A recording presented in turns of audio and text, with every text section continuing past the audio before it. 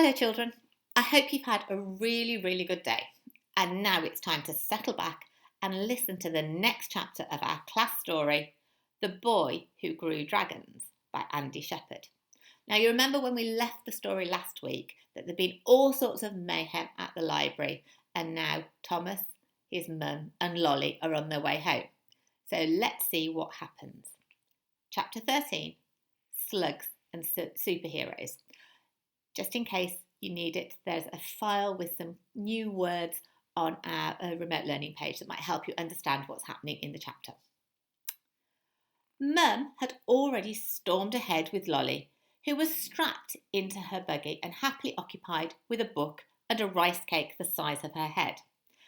As I trailed slowly home, I tucked my hand in my pocket and scratched Flicker along the ridges of his back. He rumbled under my hand, contented. He didn't seem to have grown at all, despite the fact he was eating around 33 square meals a day. He was always nibbling something. After all the extra broccoli I was sneaking off my plate and getting him to dispose of, he still sat comfortably on my hand. Even so, I couldn't help drifting back into the dream of us flying together. Unfortunately, the dream didn't last long. Oi, lame brain! I stopped in my tracks as Liam raced up on his bike and skidded to a halt in front of me. He planted himself on the pavement, blocking my way. I've been watching you and those other amoebas. So I'm guessing by now you're getting a picture of Liam.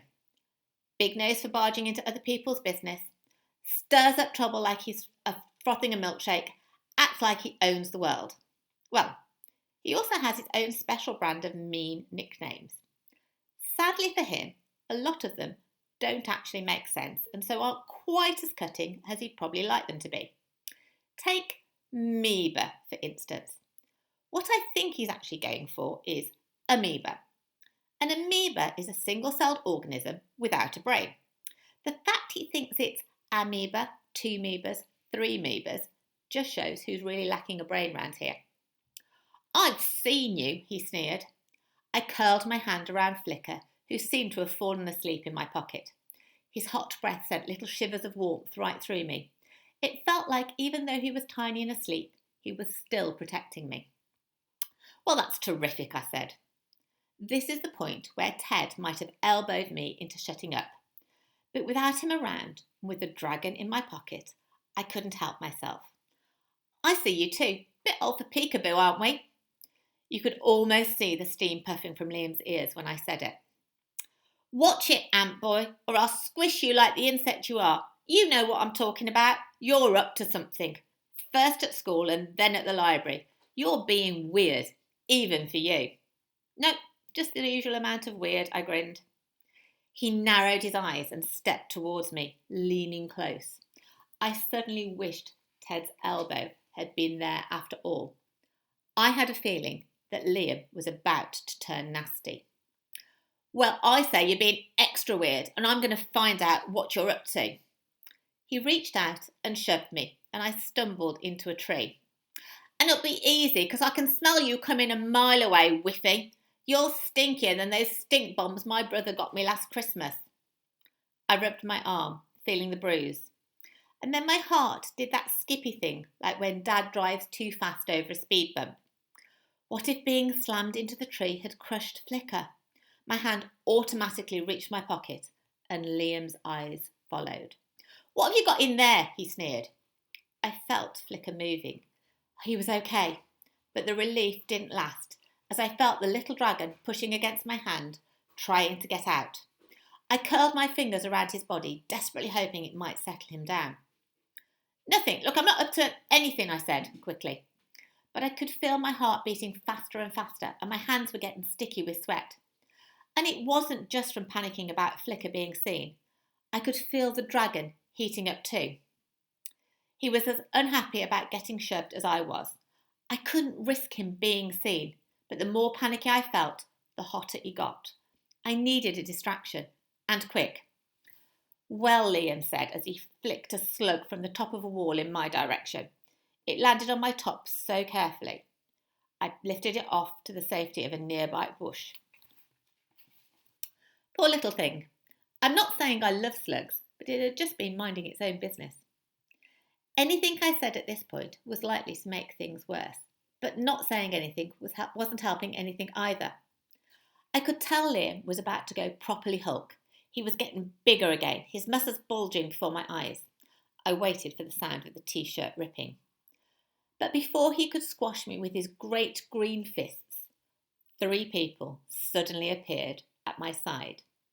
Ted, Kat, and Kai, materialising like my own personal superhero squad. "Hey Thomas, need a hand with Liam, the unincredible Hulk," Kai said. The relief of having my friends there felt like finally getting your Mr. Whippy on the hottest day of the year after joining the Guinness World Record's longest ice cream queue. I imagined the 4 of us standing in formation in front of him, wielding our superpowers as Kai's words blasted out like lasers, shrinking Liam to the size of a pea. It must have done the trick, because although he kept up the scowl, Liam got on his bike and pedalled off.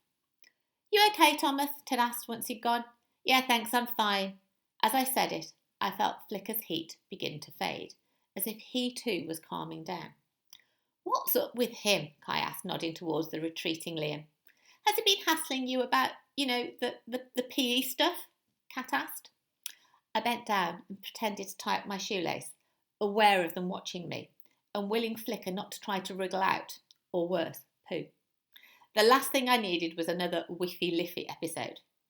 Even my friends thought I was being weird, without that happening. I spotted Mum and Lolly miles ahead now, and just about to turn into the corner of our street, and I willed her to turn round and call me. "Now, just usual Liam stuff," I said. I knew they weren't buying it. That's the thing about friends, especially ones who know you as well as these 3 know me. "Thomas," Mum shouted. "I better go," I said, rolling my eyes and faking a groan. I ran off silently thanking Mum for saving me from another lie. But as I left, I couldn't help noticing that Kat was looking a bit hurt. Once I was safely on our street, I slowed down. Flicker stretched in my pocket. Mum was already wrestling the buggy through the front door, and so after checking there was no one else around, I reached in to lift him out. He unfurled his wings and shook himself, sending a shimmering ripple across his scales. He sneezed and shot out a spray of sparks that I quickly stamped out. It was a good job he hadn't got out and done that when the others were there, and more importantly, that Liam hadn't seen him. I really didn't like the idea of him spying on me. I just have to be super careful from now on. So we'll find out tomorrow what happens next. Just a quick question, children. In this chapter, when Thomas is getting panicky and things are starting to go wrong, Flicker starts to get hotter. I wonder if you know why. Have a think about it. See if you can tell me. Send me an email. Have a great evening, children. I'll see you again in the morning. Bye for now.